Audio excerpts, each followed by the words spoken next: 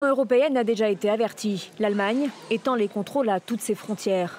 Une mesure exceptionnelle au sein de l'espace Schengen, prise de manière unilatérale par Berlin. Cette mesure vise à limiter davantage l'immigration irrégulière et à se protéger contre les graves dangers que représentent la terreur islamiste et la grande criminalité. L'Allemagne est limitrophe de 9 pays. Aujourd'hui, des contrôles sont déjà en place sur plusieurs frontières, avec la Pologne, la République tchèque, l'Autriche et la Suisse. Ils vont donc s'étendre sur les frontières françaises, luxembourgeoises, néerlandaises, belges et danoises. Des contrôles qui commenceront le 16 septembre prochain, pour une période, pour l'instant, de 6 mois.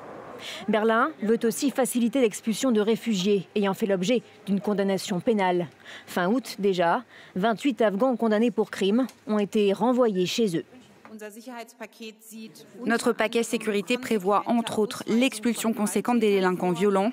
Il prévoit l'interdiction des couteaux, l'extension des zones d'interdiction des armes, la reconnaissance faciale des délinquants, l'utilisation du taser par la police fédérale et l'autorisation des contrôles de police sans soupçon raisonnable. Le débat outre-Rhin sur la politique migratoire était déjà houleux, mais 2 récents événements ont accéléré ces mesures d'urgence. Il y a d'abord le triple meurtre au couteau à Solingen. C'était le 23 août dernier.